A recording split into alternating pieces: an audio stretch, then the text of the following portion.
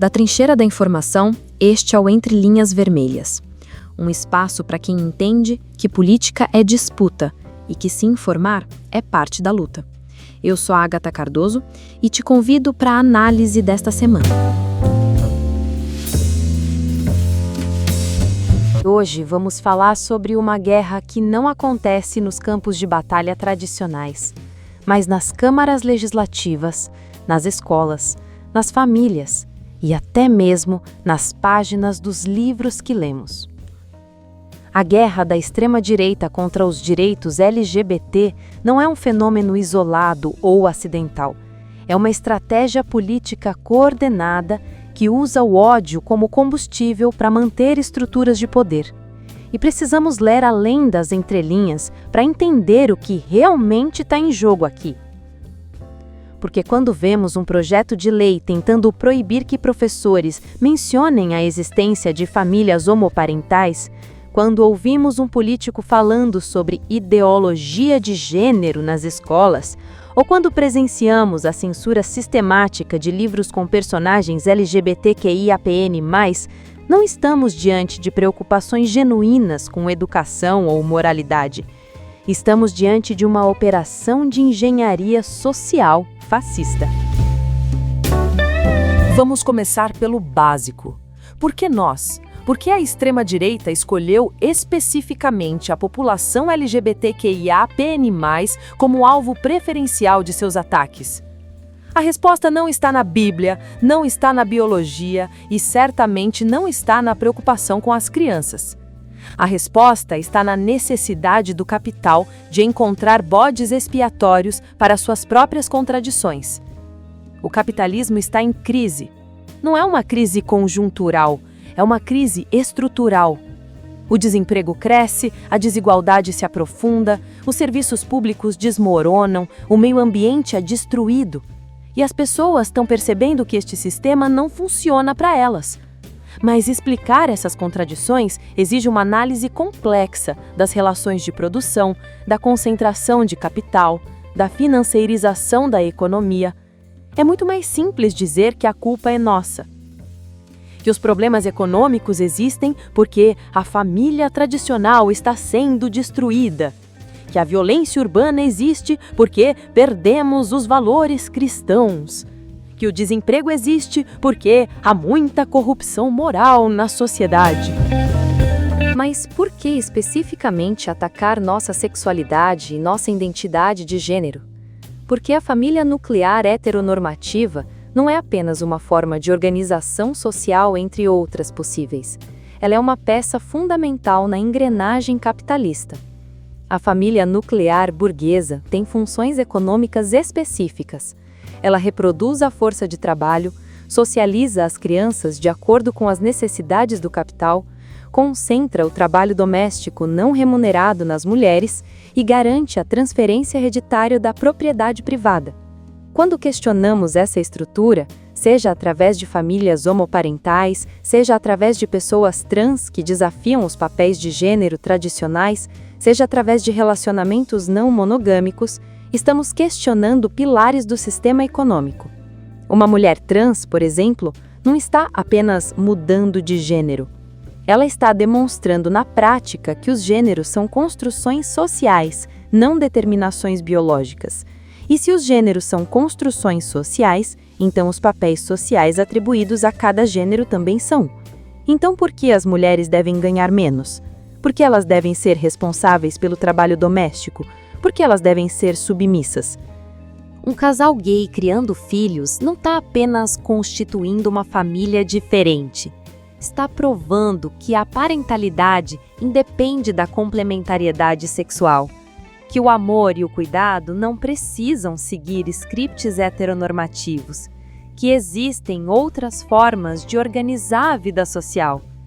Nossa existência é uma ameaça ao patriarcado capitalista, não porque queremos ser uma ameaça, mas porque simplesmente existindo autenticamente, demonstramos que as normas que sustentam esse sistema são artificiais, históricas, modificáveis. Agora, vamos analisar como essa ofensiva se materializa concretamente. Primeiro, nas instituições educacionais. Projetos como a Escola Sem Partido no Brasil, as leis anti-LGBT nas escolas americanas, as proibições de ideologia de gênero em diversos países da América Latina. Um objetivo é simples: impedir que as crianças tenham acesso a informações que questionem a heteronormatividade compulsória. Porque uma criança que aprende que existem diferentes tipos de família, diferentes formas de amar, diferentes maneiras de expressar gênero, é uma criança que cresce questionando. E crianças que questionam se tornam adultos que questionam. E adultos que questionam são perigosos para qualquer sistema baseado na opressão. Segundo, na produção cultural. A censura de livros infantis com personagens LGBT, o boicote a filmes e séries que nos representam, a perseguição a artistas que abordam essas temáticas. Não é coincidência que os nazistas queimaram os livros do Instituto de Sexologia de Magnus Hirschfeld, o primeiro centro de estudos sobre sexualidade e identidade de gênero da história. Eles sabiam que o conhecimento é libertador. Terceiro, na arena política institucional. Leis que criminalizam nossa existência, que impedem nossa adoção, que negam nossos direitos civis, que permitem discriminação no trabalho e na educação. E aqui temos que entender uma coisa: essas leis não surgem do nada. Elas são financiadas por setores específicos do capital que têm interesse em manter as estruturas tradicionais de opressão. Vamos falar sobre dinheiro, porque no final das contas sempre se trata de dinheiro. As campanhas anti-LGBT ao redor do mundo são financiadas por uma rede articulada de organizações conservadoras, muitas delas ligadas a setores do capitalismo que lucram com a manutenção da ordem patriarcal. Empresas que pagam salários menores às mulheres não têm interesse em questionar os papéis de gênero. Indústrias que dependem do trabalho doméstico não remunerado feminino não querem que questionemos a divisão sexual do trabalho. Setores que lucram com a comercialização da religião transformaram a homofobia em produto de consumo para suas bases. E tem mais. A extrema-direita descobriu que o ódio é eleitoralmente rentável. É mais fácil conquistar votos prometendo acabar com a putaria do que explicar como resolver os problemas econômicos reais. É mais simples mobilizar o eleitorado contra um inimigo imaginário do que contra os verdadeiros responsáveis pela exploração. Um dos aspectos mais perversos dessa ofensiva é como ela instrumentaliza as crianças. O discurso da proteção das crianças é central na retórica anti-LGBT, mas vamos analisar o que realmente está acontecendo aqui. Primeiro, quem realmente ameaça as crianças? Estatísticas consistentes mostram que a violência sexual contra menores acontece majoritariamente dentro das famílias heteronormativas tradicionais, por homens heterossexuais que são familiares ou conhecidos próximos, mas a extrema-direita prefere projetar essa violência sobre nós.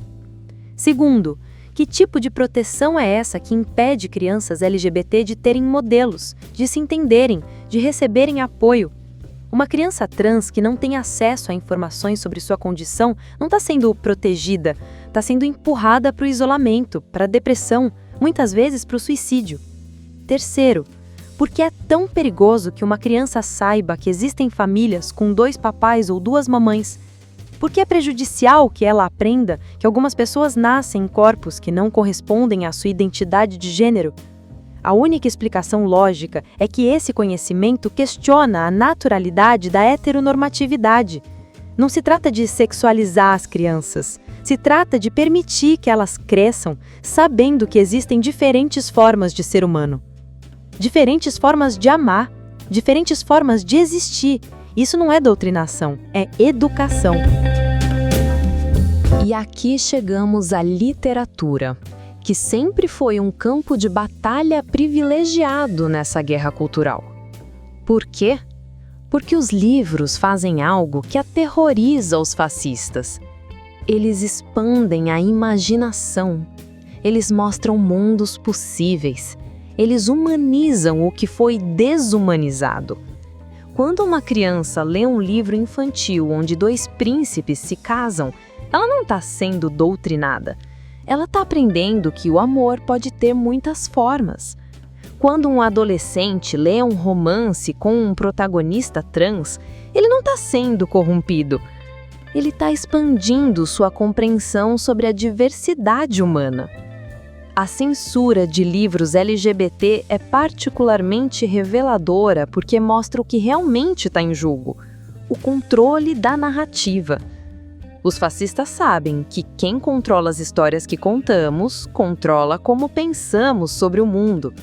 Por isso queimaram bibliotecas na Alemanha, por isso censuram livros no Brasil, por isso atacam bibliotecários nos Estados Unidos. Mas tem algo que eles não conseguem censurar: nossas próprias vidas. Cada pessoa LGBT que existe, que ama, que trabalha, que estuda, que cria arte, que tem filhos, que envelhece com dignidade, está escrevendo uma história que nenhuma censura pode apagar. Essa ofensiva anti-LGBT não é um fenômeno isolado geograficamente. Ela faz parte de uma articulação internacional da extrema-direita que conecta evangélicos americanos, católicos conservadores europeus, fundamentalistas islâmicos, nacionalistas hindus e fascistas de diversas matizes ao redor do mundo.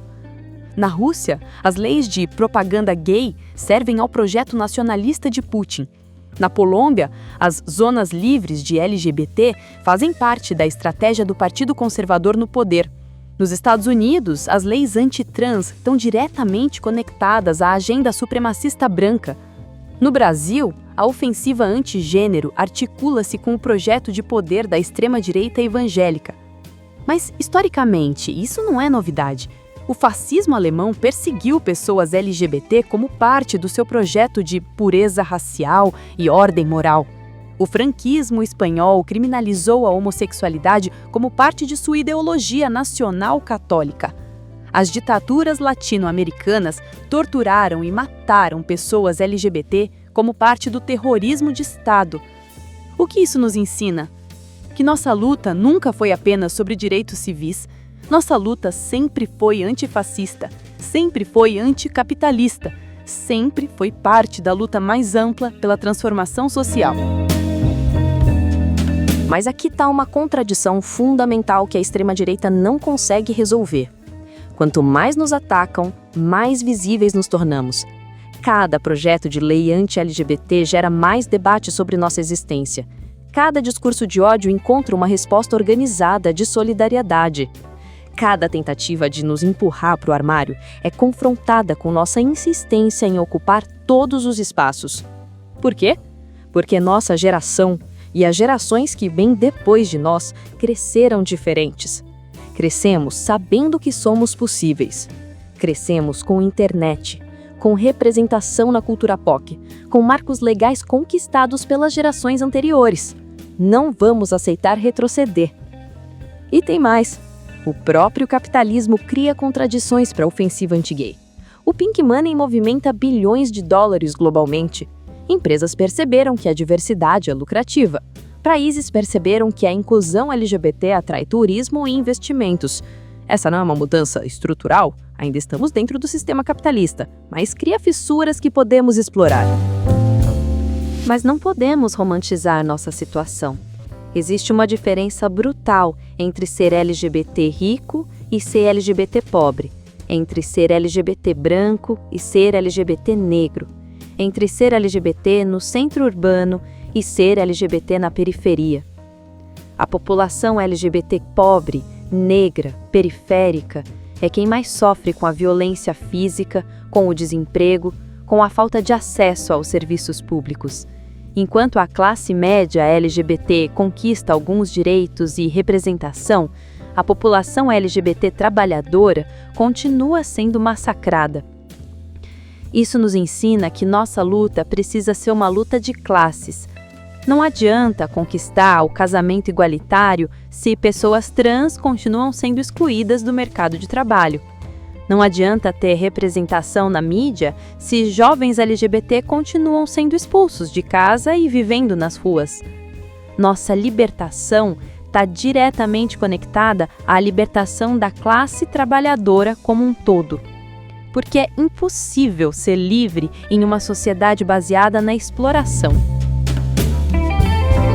Então, o que aprendemos com essa análise? Primeiro, que os ataques contra nós não são ataques isolados. São parte de uma estratégia política mais ampla de manutenção da ordem capitalista patriarcal. Segundo, que nossa resistência também não pode ser isolada. Ela precisa ser parte de uma luta mais ampla por transformação social. Terceiro, que nossa existência é inevitavelmente política. Não porque escolhemos que fosse, mas porque em uma sociedade baseada em hierarquias de poder, simplesmente existir autenticamente já é um ato de resistência. A extrema-direita nos ataca porque sabe que somos perigosos. Não porque somos violentos, somos as principais vítimas da violência. Não porque somos imorais, defendemos o amor contra o ódio.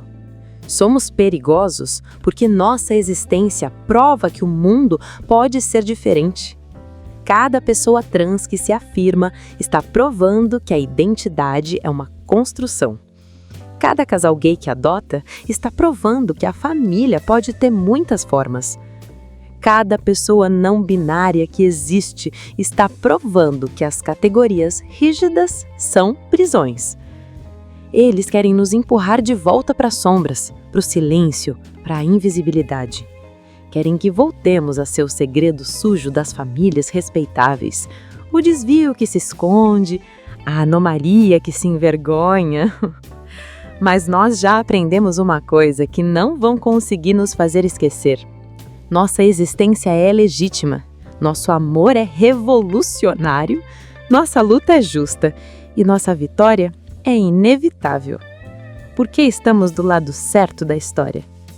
Questionar o sistema não é radical, é necessário. E existir plenamente em um mundo que insiste em nos negar, isso é um ato político que nenhuma lei, nenhum discurso e nenhuma violência conseguirá apagar.